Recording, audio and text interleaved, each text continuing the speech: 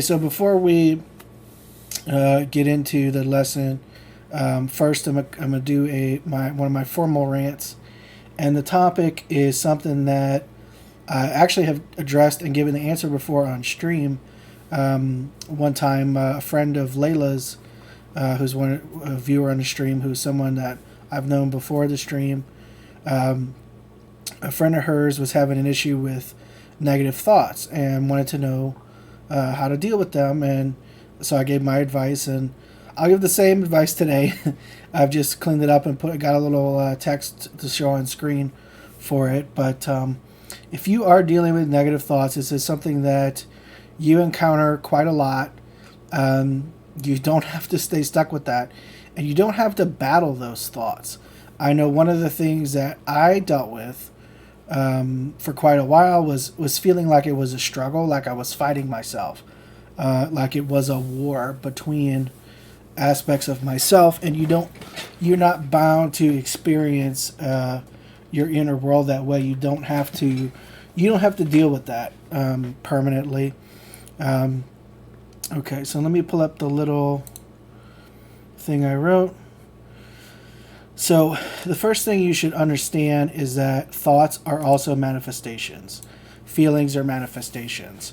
And there, as Neville's going to succinctly and more concisely and eloquently describe today, they are products of your state, of your central state, of your body of beliefs, of your total mindset and feeling towards life. So if you're depressed, you're going to have a lot of crappy thoughts. If you are really just downtrodden or anxious or angry, most of the time your thoughts are going to come from that perspective. However, you have to keep in mind that everything is imaginary. So even a state of deep depression is something you are imagining, and you can simply, and I know you're like, simply, I've been depressed for 8 years or whatever. You can simply imagine that you no longer have these thoughts.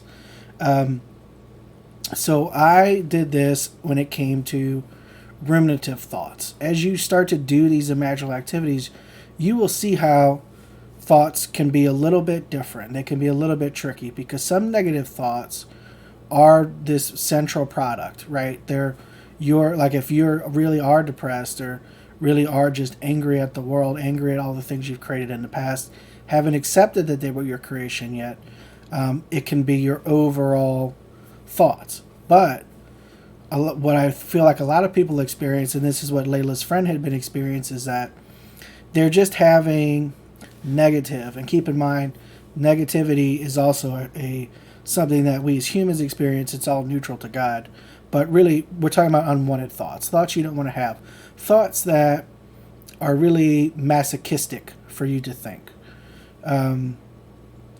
So sometimes people will notice that they're only having those kind of thoughts about something they really want, that they are fully convinced based on present circumstances that they do not have or is in a less than ideal state. To clarify there, if you are someone who truly want to be rich, and currently your circumstances are always broke, you might have a lot of negative thoughts about money. And then to make it a little bit more narrow, if you're someone who, like, to keep it in the realm of money, keep it narrow. If you're someone who would expect to make most of your money from your job, as most people do, and you're currently unemployed, you might have a lot of negative thoughts, not only about not having a job, but about yourself as a person. So it might be overall affecting your self-concept. But if that person, if this same you is in a healthy marriage and has a great relationship with your parents, your kids, your friends, whatever, your self-concept related to those things might not at all be compromised. So you may have zero negative thoughts about your family other than worrying how you guys are going to get money. Like, at no point would this would affect how you think and feel towards your general concept of relationships, right? Which, by the way, before I continue, I wanted to say the reason why I'm doing this again today is because a channel I watch called Upgrade to Life by this guy Nicholas, Niclas. He just did this topic, and it reminded me that it's a topic I wanted to do in a more formal way. And what I really like about his channel is he's really good at picking key quotes from Neville and teaching manifesting and imagination from primarily the Neville perspective. But his sort of the way he talked about dealing with it is mostly the third thing you see in my graphic there. But so anyway, the thing you should do is look at like what is going on with you. If you're paying attention to your thoughts, if you've been reading Neville, and as you start to imagine for more and more of these things, you're going to realize, well, some of these thoughts are just about a desire. Or you might recognize, look, I just have bad thoughts, uncontrolled, anxious thoughts all the time about everything, about stuff that has nothing to do with any of my desires. You may just have just an incredibly poor self-concept, right? Either way, the solution is always to imagine around it. And I will tell you what I did and had extraordinary success with. So I knew I was ruminating. This was 2 summers ago. I knew I had a pattern of ruminative thoughts that I didn't truly identify with, that were torturing me and really antagonizing me. And despite any other sort of mental movement I had made in imagination, these thoughts were still coming up, and they were very punishing. So what I did is I constructed a scene where I talked to a friend. Actually, it was Campbell who does the music for the stream. I very lightly imagined a couple times in the pool, being up where he lives, talking to him, telling him that I don't ruminate anymore, that the thoughts just poof disappeared. And what happened was, it happened. It happened either late that night or the next day. My thoughts, boom, just changed. Just changed. All those thoughts just stopped happening. It's not like I didn't still have negative thoughts. I did, but those specific barrages of negative thoughts went away immediately. Now, what happened is, a week later, they came back. And about a half a week after that, I'd had coaching with someone. And when I told her this happened, it clicked to me that in my scene, I didn't make it permanent. And what started the return of these thoughts is that I started focusing again on something I really wanted that I was convinced I didn't have. And that's what kicked it back up. So what I then did was, I did the scene again with a time specification. I made it feel more distant in the future, and I altered my my speech, my exact line of dialogue in a way that implied this has been a long-term experience. Now, the specifics of my line of dialogue don't matter, because the way that you would do that in your scene is going to be specific to you and how you talk. So whatever for you, it would be how you would say that this has been your permanent experience for a long time, is how you would want to write that line of dialogue for yourself. I just say that because also I don't remember how I tweaked it, but I know I tweaked it. And I know I had the same experience, and I imagined it the same way. I just went in the pool and looped it a couple times. And I had the same experience where it was that night or the next day, the thoughts went away again. And they haven't come back since. That particular pattern of rumination has never started up again. Now, if you're having an overall, you're having a lot of negative thoughts, do that. Make it as general as possible. So you could instead of saying I don't ruminate anymore, you could say I'm not anxious about things anymore. I don't have all these anxious thoughts anymore. However you think about these thoughts, make that part of your dialogue. Now, the negative thoughts that I continue to have, they're about things where I haven't adjusted my state yet, so they're specific. They're not this barrage of negative thoughts about just general things anymore. And as I've continued to adjust my self-concept, a lot of that stuff falls away, but not all of it.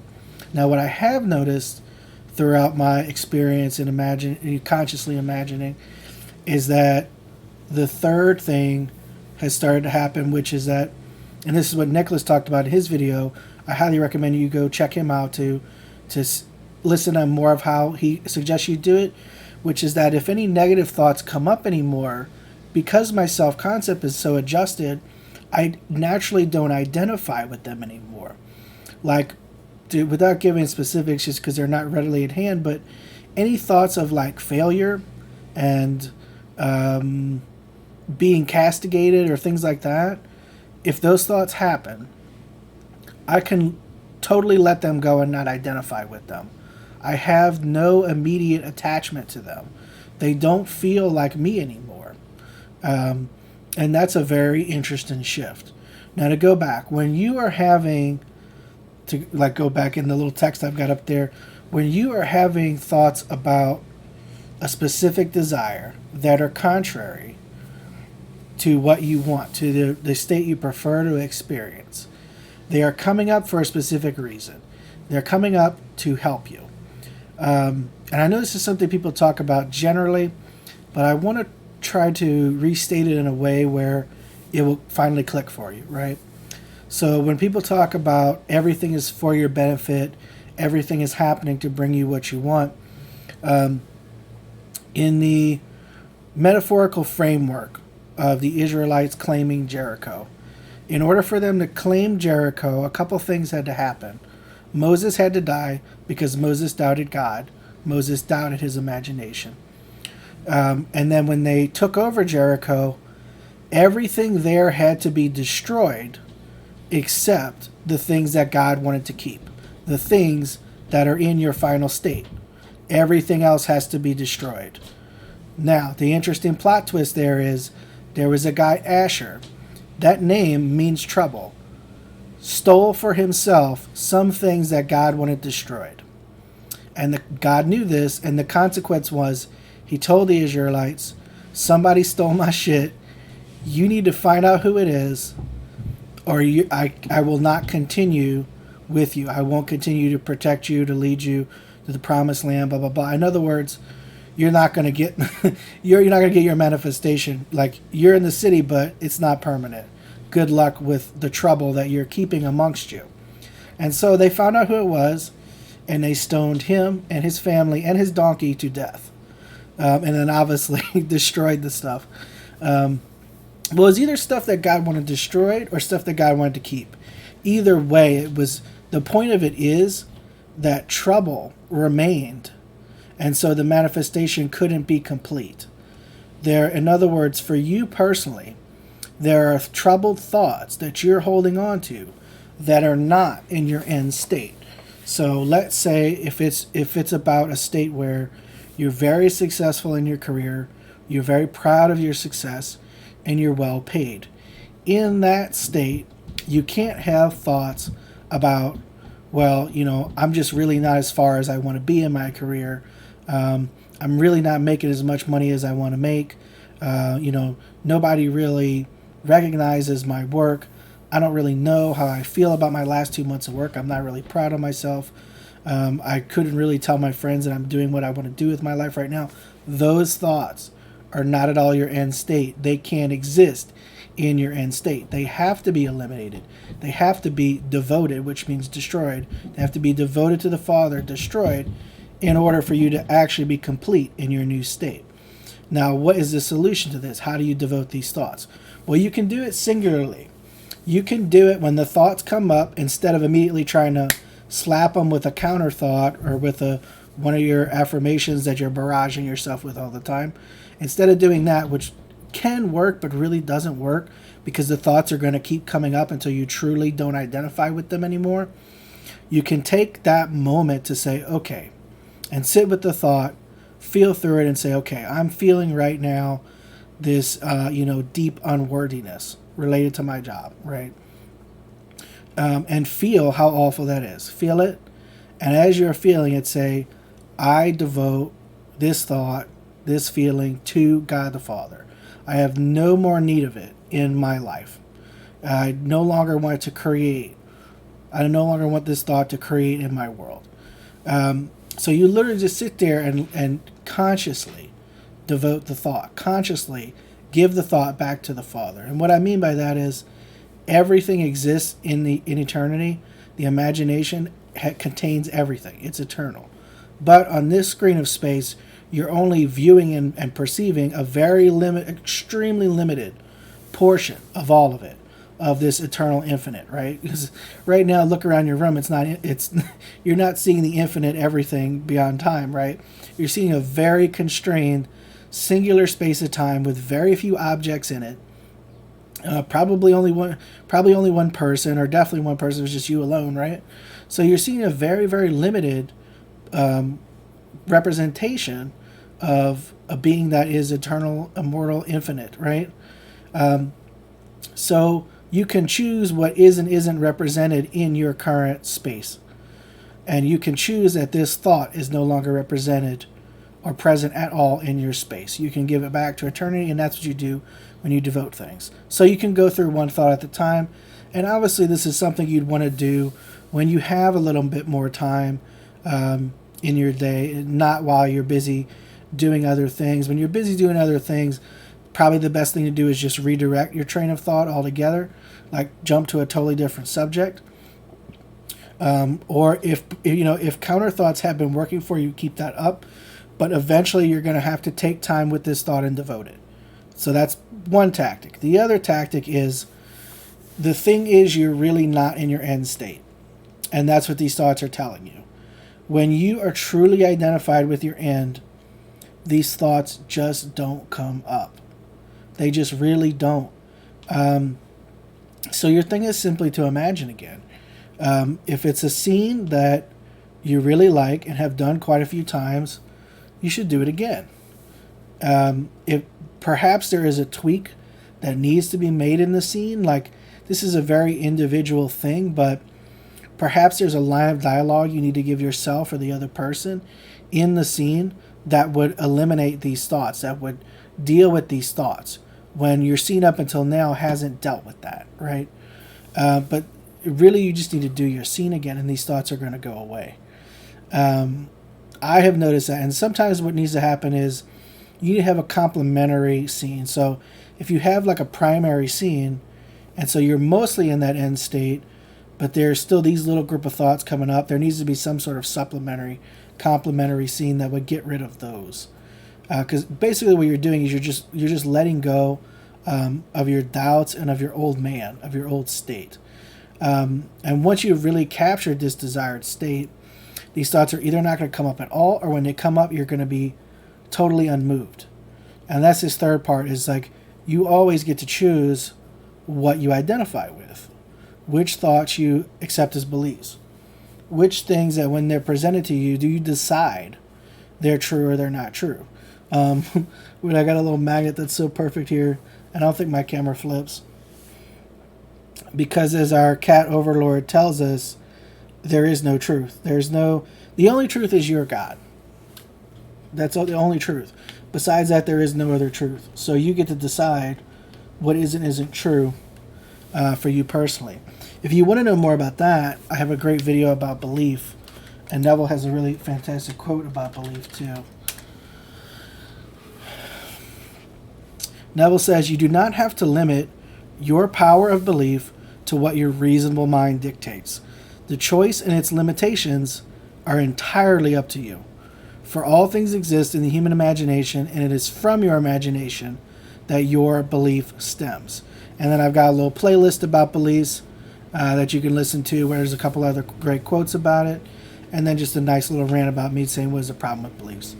So yeah, to summarize quickly, if you're having a problem with negative thoughts, it's a consequence of the state you're in, whether that's general, overall you're in a crappy state, or specific. This thing, you're still truly imagining that you don't have it, that it's not yours, that it's not going to happen, that it's distant, that it's impossible, whatever, and so it's causing you these thoughts. And so to overcome that, you can devote each individual thought, or you can simply do your main scene again, or do some complementary scenes, something to address these thoughts until they go away, and they will. And the other thing too is, as you advance, in terms of because you're ever ascending in levels of consciousness, as you move up in levels of consciousness, you will simply not identify with unwanted thoughts anymore. You will really just let them slip through your mind and not care. I don't have the exact quote, but we all know that, and anyone who's listened to Neville for quite a bit will know that Neville says you can judge a state you're in based on your reactions. And that's not just reaction to external things, seemingly external things, things that happen in your life. That's about your reactions to your own very thoughts.